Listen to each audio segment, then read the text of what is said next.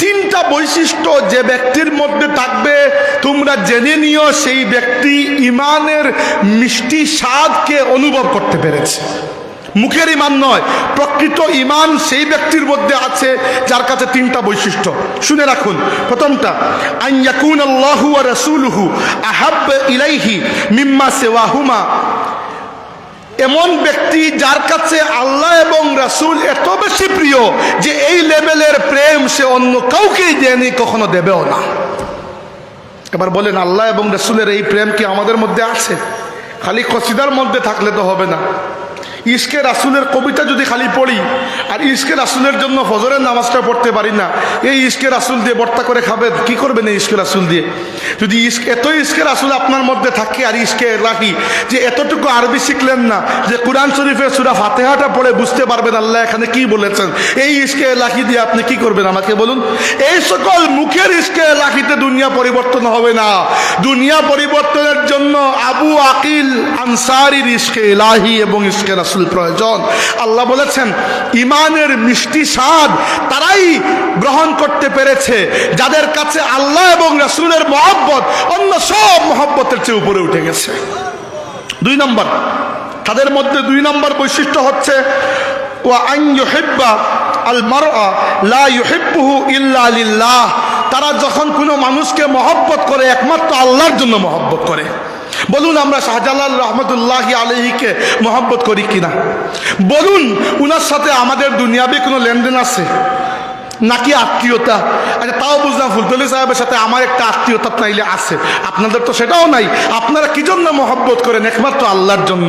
এই আল্লাহর জন্য মহব্বত গুলো আল্লাহর কাছে এত প্রিয় যে আল্লাহ বলেছেন, দুঃখিত আল্লাহর রাসূল বলেছেন, সহিহ মুসলিম শরীফের হাদিস, সাবআতুন ইউজিল্লুহুমুল্লাহু তাহতা জিল্লিহি ইয়াউমাল কিয়ামতি ইয়াউমা লা জিল্লা ইল্লা জিল্লাহু, সাত ধরনের মানুষকে কিয়ামতের দিন আল্লাহ তার আরশের নিচে ছায়া দান করবেন যে সময় আল্লাহর ছায়া ব্যতীত অন্য কোনো ছায়া থাকবে না।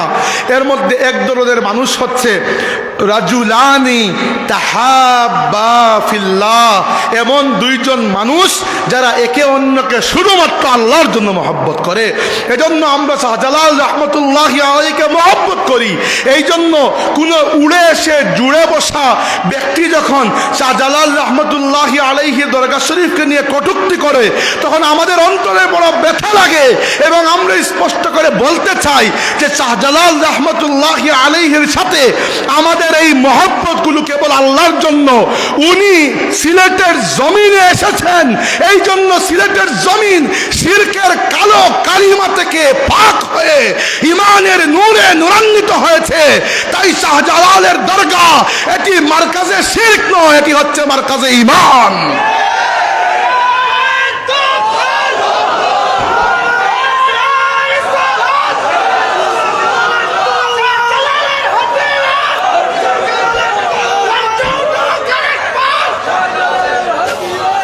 আল্লাহ রাব্বুল আলামিন শাহজালালের হাতিয়ারগুলোকে আবার যেন জিন্দা করেন, এইটা আমি স্বপ্ন দেখি। জানেন, আমি আল্লাহকে সাক্ষী রেখে বলছি একটা কথা, এটা আমার অন্তরের কথা, আপনি জানেন না। আমি প্রত্যেকটা ওয়াজে 4 বছর থেকে কয়েকশো ওয়াজে মাহফিলে আমি গেছি। প্রত্যেকটা ওয়াজে আমি এই স্বপ্ন দেখি, যখন শ্রোতাদের দিকে তাকাই। আমার সবগুলো ওয়াজ এত বিশাল বিশাল বড় বড় হয় না।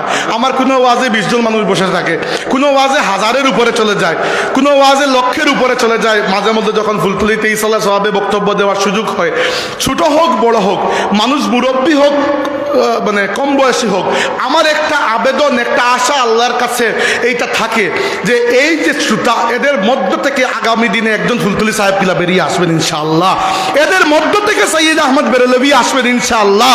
এদের মধ্য থেকে কেউ একজন উঠে আবার শাহজালালের তরবারিকে হাতে নেবেন ইনশাআল্লাহ। নিতে হবে। আমরা যে সিলসিলার ওয়ারিস, এই সিলসিলার দাবি আমাদের কাছে যে আমরা জমিনে থাকতে কোনো বাতিল ফিরকা হোক, কোনো শিরকি বিদআতি মতবাদ হোক, কিংবা ইসলাম বিরোধী কোনো শক্তি হোক, কেউ আল্লাহর দ্বীনের উপর আঘাত করতে পারবে না, আর আঘাত করলেও টিকে থাকতে পারবে না। জমিনে মিসমার হয়ে যাবে ইনশাআল্লাহ।